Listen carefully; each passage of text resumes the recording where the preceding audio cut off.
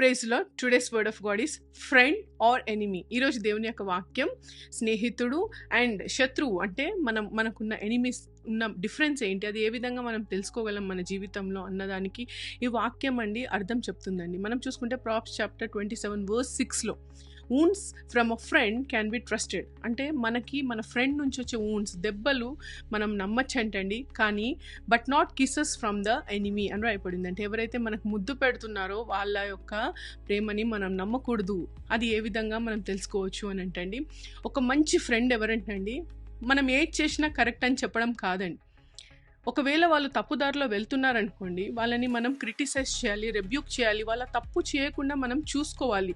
తద్వారా మనం అది లవ్ అండ్ కన్సర్న్తో వాళ్ళకి చేస్తున్నామని వాళ్ళకి అర్థం కాకపోయినా over a period of time వాళ్ళకి అది అర్థమవుతుంది అండ్ వాళ్ళ ఫ్రెండ్కున్న విలువను వాళ్ళు తెలుసుకోగలరు. కానీ ఏది చేసినా మనల్ని అప్రిషియేట్ చేస్తున్నారు అండ్ ఫాల్స్ అప్రిషియేషన్స్ ఇస్తున్నారు, చాలా క్యారింగ్ చూపిస్తున్నారు అండ్ అవసరం లేని చోట మనల్ని మెచ్చుకుంటున్నారు అని అనుకోండి. ఎవరైనా కానీ మనల్ని కిస్ చేస్తున్నారు, మనకి చాలా దగ్గర అవ్వాలని ట్రై చేస్తున్నారు అనుకోండి, అంటే మీరు తప్పు చేసినా తప్పని చెప్పకుండా మిమ్మల్ని ఎంకరేజ్ చేస్తున్నారు చూడండి, అలాంటి వాళ్ళు నుంచి వచ్చే కిసెస్ అన్నది చాలా డేంజర్ అని వాక్యం చెప్తుందండి.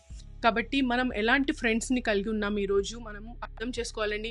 మీకున్న ఫ్రెండ్ మిమ్మల్ని ఆపుతున్నాడా, తప్పు చేయకుండా క్రిటిసైజ్ చేస్తున్నాడా, మిమ్మల్ని రెబ్యూక్ చేస్తున్నాడా, మీరు ఏదైనా తప్పుదారిలో వెళ్తుంటే దయచేసి ఆ ఫ్రెండ్షిప్ని తప్పుగా అనుకోకండి.